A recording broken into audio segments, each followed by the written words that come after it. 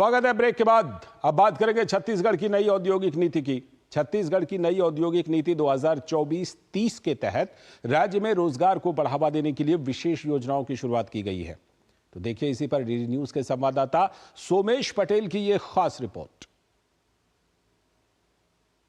छत्तीसगढ़ में उद्योगपति करेंगे 15,000 करोड़ रुपए का निवेश। युवाओं के लिए खुलेंगे रोजगार के दरवाजे। इन्वेस्टर्स कनेक्ट मीट में मुख्यमंत्री ने निवेशकों से किया संवाद।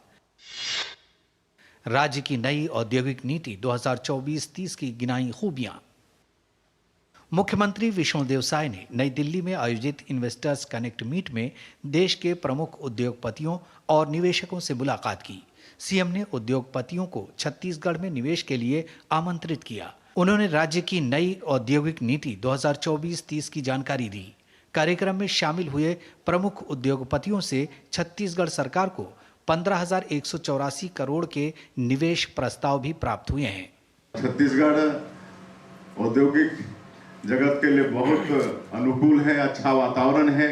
मुख्यमंत्री ने निवेशकों को भरोसा दिलाया कि छत्तीसगढ़ सरकार हर कदम पर उनके साथ खड़ी रहेगी।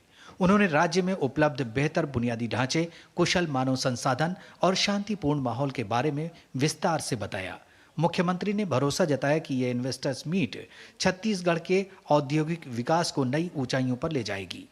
98 से ज्यादा गांव को आज हम लोग सरकार की योजनाओं से जोड़ चुके हैं। वहाँ सड़कें बन रही हैं, बिजली पहुंच रही है, घरों में पानी पहुंच रहा है, स्कूल वहाँ पर जो बंद पड़े थे उसको खोल रहे हैं, अस्पताल खोल रहे हैं, वहाँ पर राशन पहुंच रहा है।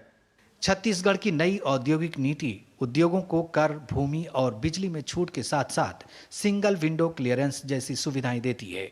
ये नीति न केवल उद्योगों की स्थापना बल्कि रोजगार सृजन पर भी जोर देती है। छत्तीसगढ़ में कृषि, खाद्य प्रसंस्करण, ऊर्जा, खनन और विनिर्माण जैसे क्षेत्रों में अपार संभावनाएं हैं। नई औद्योगिक नीति में विशेष सब्सिडी और प्रोत्साहन पैकेज शामिल हैं। बस्तर में औद्योगिक विकास को बढ़ावा देने के लिए कोर सेक्टर की स्टील इकाइयों और अन्य उद्योगों को बड़ी राहत दी गई है।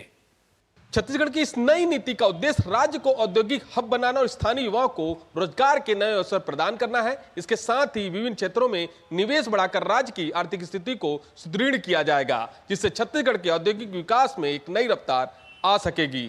Somesh Patel, DD news, Chhattisgarh.